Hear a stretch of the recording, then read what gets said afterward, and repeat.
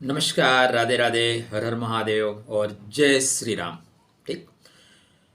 आपकी कुंडली पे जो आपके कर्मा के स्वामी हैं, जो जगत के आत्मा हैं, सूर्य नारायण, इनको नारायण कहा जाता है। भगवान विष्णु को नारायण की उपाधि है और ग्रहों में सूर्य देव को नारायण शब्द से विभूषित किया जाता है।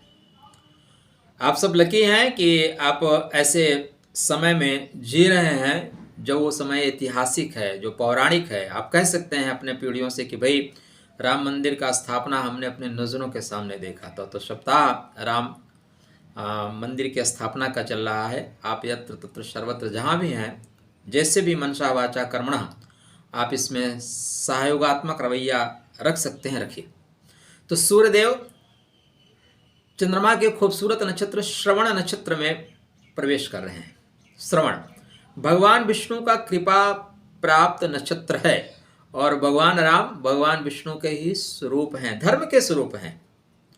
भगवान विष्णु धर्म की स्थापना के लिए आते हैं। तो श्रवण नक्षत्र में सूर्यदेव का प्रवेश 24 जनवरी से लेके 7 फरवरी तक, ठीक है ना।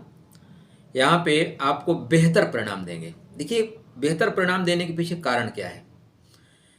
ये आपके 3rd हाउस में चल रहे हैं, जिसको बोलते हैं पराक्रम का घर। किसका घर? पराक्रम का घर, मेहनत का घर। भाई मेहनत के घर में सूर्य नारायण चल रहे हैं, तो आप मेहनत करेंगे तो सफलता प्राप्त करेंगे। सप्तम दृष्टि भाग्य के घर पे है, तो भाग्य को जगा देंगे। कैसे जगेगा भाग्य आपका? भाग्य कैसे जगेगा? नहीं सुप्तस्य सिंहस्य प्रवशंत मुखे मृगा। मेहनत तो करनी पड़ेगी, ठीक है ना। बिना मेहनत के इस दुनिया में कुछ नहीं होता। जिस चीज़ की हमने चर्चा की, 500 वर्षों से अनवरत लोग मेहनत कर रहे हैं। वहीं पे एक गांव है छोटा सा, कौन सा, पुरवा करके। वहाँ पे लगभग 640 वर्ष से या कुछ 540 वर्ष से वहाँ के लोग पगड़ी और पैर की पादुका का परित्याग कर दिए हैं कि हमारे आराध्य अगर राम टेंट में है तो हम कैसे पहन सकते हैं। इन भावनाओं के साथ जुड़ा हुआ है राम मंदिर। लेकिन तथाकथित कुछ लोग जो है अड़ंगा डाल रहे हैं कि हमें बुलाया नहीं, हम ताली नहीं बजाएंगे। देखो, बड़ा काम हो रहा है ना, तो सक्रिय भूमिका अदा करिए। सबके साथ होता है, आप किसी पद पे हो लेकिन आपके गण कुछ और हो, आपके वर्ण कुछ और हो, तो आप विरोध करते हैं। तो आप चूंकि ब्राह्मण वर्ण में हैं, वृश्चिक राशि के जातकों का वर्ण क्या है? ब्राह्मण वर्ण है। आप ब्राह्मण वर्ण में हैं। हाँ, आप में भी जो है गण अलग अलग मिलेंगे। अनुराधा में है तो आप देवगण वाले हैं, और ज्येष्ठा में है तो गण आपका राक्षस हो जाएगा। फिर भी ब्राह्मण वर्ण होने से आपको धर्म के साथ जुड़ना चाहिए। धर्मो रक्षति रक्षिता। ठीक, धर्म की रक्षा आप करिए, धर्म आपकी रक्षा करेगा। श्रवण नक्षत्र भगवान विष्णु का कृपा प्राप्त नक्षत्र है। श्रवण मतलब सुनना। दरअसल यह हनुमान जी के उत्पन्न होने का नक्षत्र है। यहीं से हनुमान जी को आप प्रकट कर सकते हैं। हनुमान, हनु मतलब होता है अपनी ईगो को, और मान मतलब खत्म कर देने वाला। अपने ईगो को आप खत्म कर दीजिए, आप हनुमान जी बन जाएंगे। तो श्रवण नक्षत्र भगवान विष्णु का कृपा प्राप्त नक्षत्र है, या सुनने का नक्षत्र है। क्या सुने? ठीक है ना। तो भगवान राम के कोई भी स्त्रोत को आप सुने। श्री राम जय जय राम, रमन्ति इति राम, जो यत्र तत्र का सर्वत्र कण कण में रमण कर रहा है, उसका नाम है राम। विवादों में पढ़िए कौन क्या कह रहा है, भूल जाइए। यह वक्त है सिर्फ एक चित्र होके, एक निष्ठ होके भगवान राम की साधना में लिप्त हो जाने का। आप लोग सौभाग्यशाली हैं कि ऐसा व्यक्ति आपको प्राइम मिनिस्टर रूप में मिला है, जो 11 दिन का अनुष्ठान रख रहा है, जो इस ठंडे में भी एक कंबल डाल के सो रहा है। तो आप सहयोग करिए। धर्म और रक्षिता, यही है। जरूरी नहीं है कि आप माला जाप करें, जरूरी यह है कि परमात्मा का कार्य हो रहा है, परमात्मा के कार्य में सक्रिय भूमिका अदा करिए। आज जो बीज आप वपन करेंगे, यह बीज भविष्य में पुष्पित पल्लवित होगा। ठीक है। मैं वीडियो में बताता हूँ तो अक्सर लोग बोलते हैं मेरे साथ नहीं हो रहा है। देखिए क्यों नहीं हो रहा है भाई। अब आप देखिए, इतना सुंदर माहौल है, लेकिन जिनको इस प्रोग्राम में महत्वपूर्ण भूमिका अदा करनी चाहिए, वो भी राजनीतिक वश से या अपने महत्वाकांक्षाओं की वजह से हट रहे हैं, समाज में नाक कटा रहे हैं।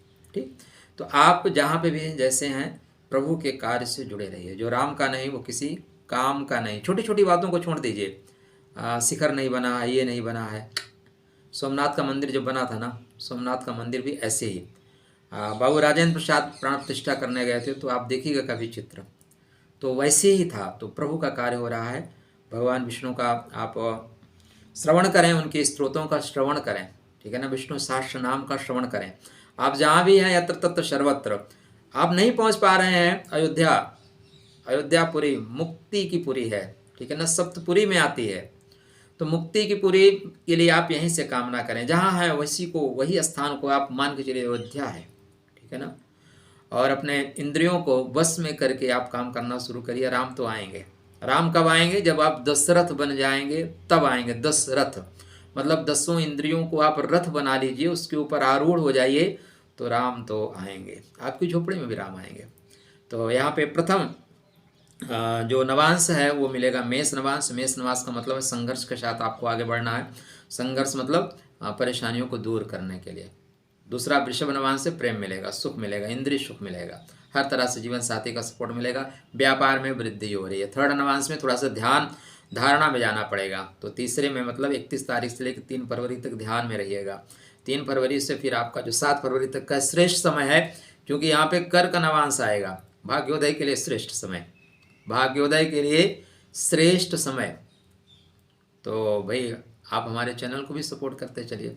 बहुत लोग अभी देखते हैं लेकिन सब्सक्राइब, कल किसी ने एक मैसेज किया था कि देखने वाले आपके चैनल पे 5-10 हज़ार आते हैं, लाइक जो है लोग कम करते हैं। मैंने मजाक में बोला था ठंडी उंगलियों में दर्द हो रहा है, देख लीजिए, दर्द ज़्यादा नहीं है तो आगे बढ़ते चलिए। याद रखिएगा सूर्यदेव जगत आत्मा हैं और चंद्र के श्रवण नक्षत्र में चल रहे हैं। श्रवण नक्षत्र भगवान विष्णु जिनको हम नारायण कहते हैं उनका कृपा प्राप्त नक्षत्र है। श्रवण नक्षत्र सुनने का है। तो इस समय अगर वर्किंग प्लेस पे कुछ व्यवधान आ रही है, परेशानी आ रही है, तो केवल सुन लीजिएगा। सुन लेंगे आपका काम बन जाएगा। अक्सर हम जीवन में बोल देते हैं, वो काम बिगड़ जाता है। सिर्फ श्रवण, श्रवण मतलब सुनिए। श्रवण नक्षत्र श्रवण कुमार का है, सुनने का है, भगवान का कृपा प्राप्त करने का है। तो आपके लिए मंगल में शुभकामना कि भगवान की आपको कृपा प्राप्त हो, आपके अंदर सुनने की शक्ति ज़्यादा है, तो आप भविष्य में ज़्यादा अच्छा बोल पाएंगे। और धर्म से जुड़े रहिए, स्वतः धर्म से जुड़िए, अपने बंधु बांधवों को धर्म से जोड़िए। आपके बच्चे हो सकता है कि आपके साथ तकरार करें, वो पूछें कि हम क्यों करें, क्या लाभ होगा, तो उनको भावनात्मक रूप से और बौद्धिक तरीके से समझाइएगा, बेटा धर्म और रक्षति रक्षिता। आज हम जो बीज वपन कर रहे हैं भविष्य में ये वृक्ष बनेंगे। आज आप जो कर रहे हैं भविष्य में आपकी संतान वही अनुकरण करेगी। राम मंदिर इसलिए भी आवश्यक है कि हमें कहानी पढ़ाई जाती है औरंगजेब की, जिसने अपने 4 भाइयों को सर, मैंने 3 भाइयों का सर कलम कर दिया, फांसी पर लटका दिया, और अपने पिता के पास थाली में सजा के अपने भाइयों का 100 भेज दिया। और हम किसकी स्थापना कर रहे हैं? राम मंदिर के। राम जी कौन है? पिता के वचनों को मानते हुए अपनी सौतेली माँ खुश रहे, उसकी खुशी के लिए वनवास चुन लेते हैं। तो ये आदर्श जो है हमारे सनातन धर्म का, हमारे बच्चों का, हमारे आने वाली पीढ़ी को सुधारेगा, परिवार को संगठित रखेगा। जहाँ भी रहिए एक ध्वजा जरूर लगा के रखिएगा, ठीक है ना। आपने कलश यात्रा देखी, कितने सुंदर कलश यात्रा थी। आप दृष्टि बना के रखिए, चित्रों को अंकित कर करके सेव करके रखिए। भविष्य में आपको एक सुंदर झांकी के रूप में आपके जीवन को झंकृत करते रहेंगे। जय श्री राम।